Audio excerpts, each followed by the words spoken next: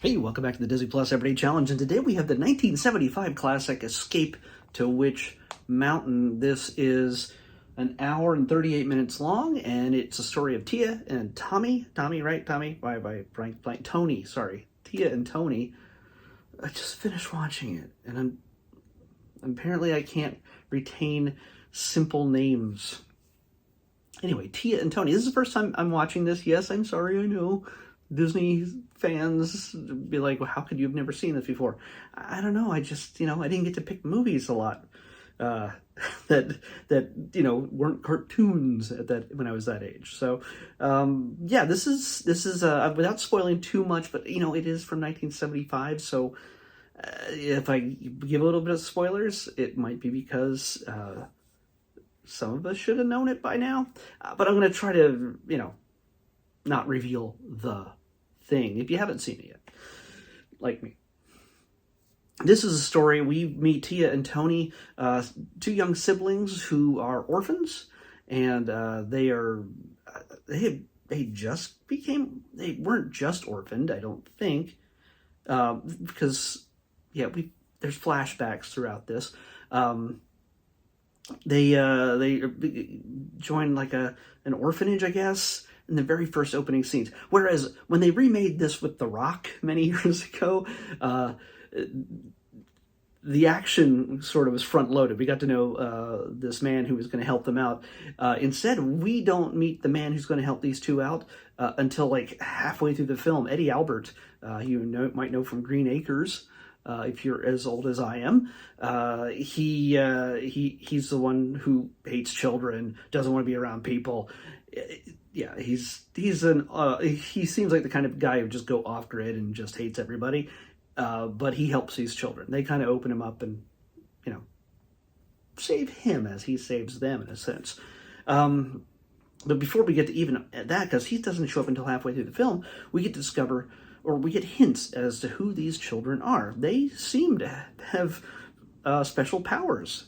This almost would seem like an opening sequence that would fit really well into the X-Men universe. Like, what's going on with these kids? They seem to have telekinesis. They seem to be able to talk to each other mentally. She just does this. She just gets all Jean Grey and starts moving stuff around. They get bullied almost immediately because that's what happens when children get together, apparently. Everybody's a bully except for our heroes.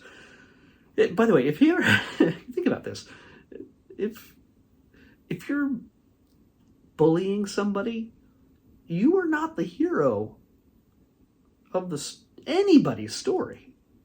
Just think about that. I don't know. Bullies?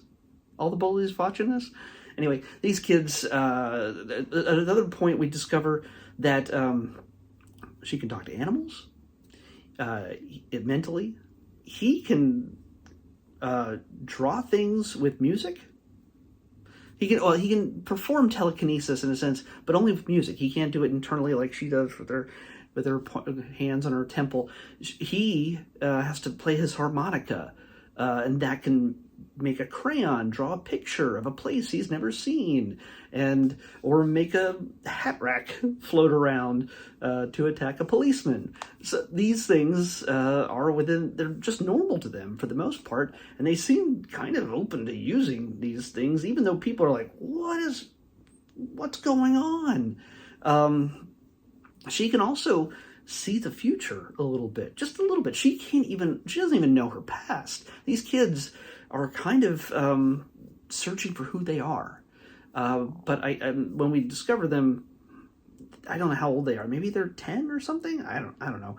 But they're given over to a home for kids, and when they're out one day with the rest of the kids on a field trip or something, Tia gets this little feeling that the man across the street should not get into his car. There's a limousine waiting for a man, and it's Donald Pleasance. Honestly, if she hadn't saved his life in that moment, because when he decides to not get in the car, a runaway tow truck just rams right into it, and he would have been killed. He saved her life. She saved his life. She saved Donald Pleasance's life.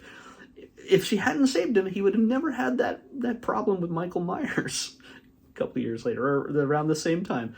Yeah, I'm looking at it the whole time. I'm like, well, not the whole time, but it was like, it took me a while to go, that's Donald Pleasance.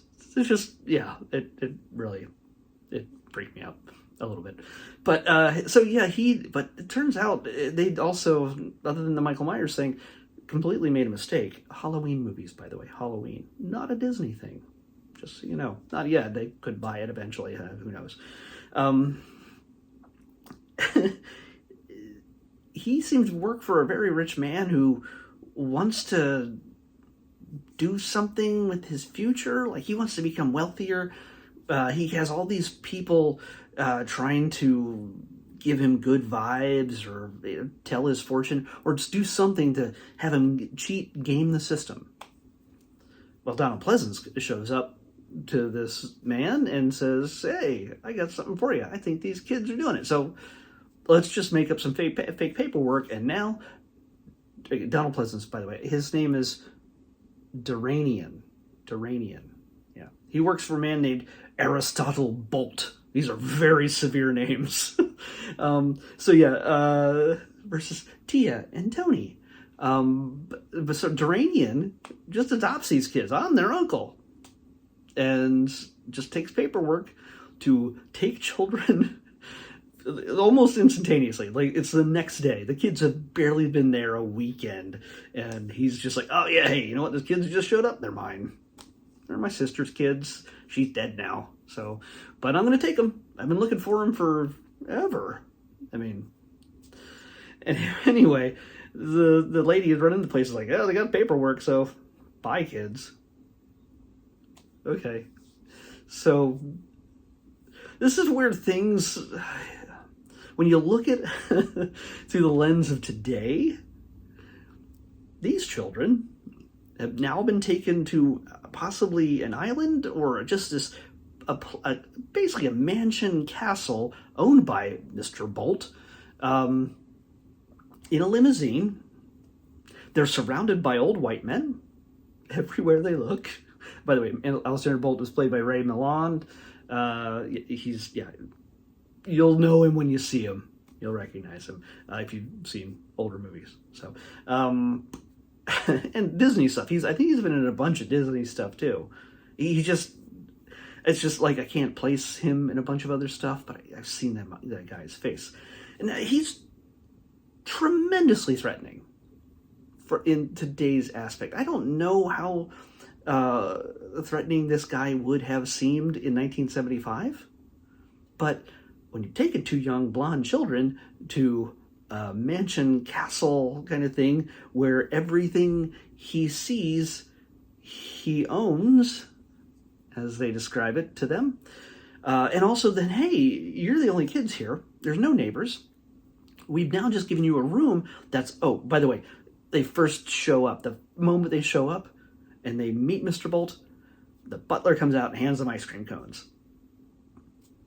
It just, hey, welcome. Here's some ice cream cones. Let's just eat something that a strange man has just given us. Yeah. And then, here's your rooms. And it looks like a Michael Jackson dream house. They've got a soda fountain. They've got elaborate beds, a playroom, some marionettes on a stage. Just everything's elaborate, and just everything a kid could dream of. Just toys everywhere. There's even a place for their cat. By the way, they brought a cat with them that is very smart, and just a cat. Strangely enough, I thought the cat might have been more, but not. So yeah, they're like, man, this is everything we ever dreamed of. And this guy's like, I am gonna crank money out of them. But through today's perspective, we're going, he's Epstein. It's like, rich people are gonna come over soon. So, the kids pretty much quickly find out that they really don't want to stay there, mainly because they're reading their minds, the old men's minds. Also, it doesn't, when you think it can't get creepier, when the kids start using their powers to make the marionettes dance and stuff, there's cameras in their room. The old men are watching everything that goes on in their bedroom. Yeah. So yeah, kids, get out of there. Just run.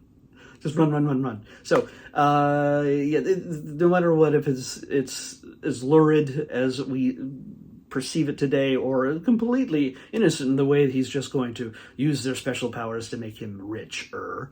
Well, yeah, either way, it's pretty dang creepy and awful. So they're on the run, and that's when they meet up with Eddie Albert, and it's a chase. One half of the movie is literally just a nonstop chase, trying to find out. They find a map, and they're like, well, maybe we should follow this map. And this map might take us to give us an idea of who we are and where we belong. And that's what the story is about. It's about these kids trying to find who they are. And I'm not going to tell you who they are or where they come from. And that's part of the mystery that unfolds throughout the story. She keeps having these partial flashbacks, these blurry flashbacks. Little pieces come in and out. She's remembering things, but it doesn't make a whole lot of sense to either of them. And so, yeah. Are they witches? It's Escape to Witch Mountain. No, they're not witches. But I guess because they're being chased to Witch Mountain or toward Witch Mountain, and the locals go, oh, put two and two together. They got weird powers. They're going to Witch Mountain. They got to be witches. Yeah, that's logic for you. Anyway, they did make a sequel to this, which we saw already like almost 3 years ago in 2021.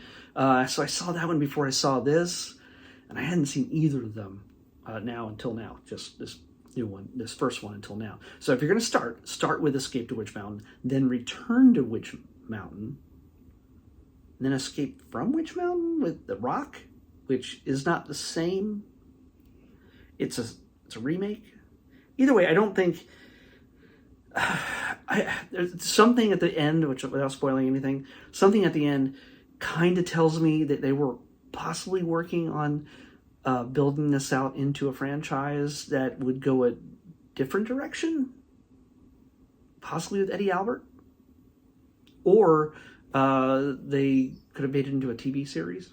I don't know, like a Disney Channel before Disney Channel existed. I don't know. I don't know what their plans were, but it felt like they were opening the door to more stories with these characters, one or more of them. I don't know, but it's interesting. I enjoyed it. It's a boatload of 70s nostalgia, and it's a car chase and people getting information about each other without the internet. There's no DNA testing to make sure that guy is really their uncle. Then he's just like, hey, I'm here for some kids. Oh, those are two cute ones. I think I'll take those. No.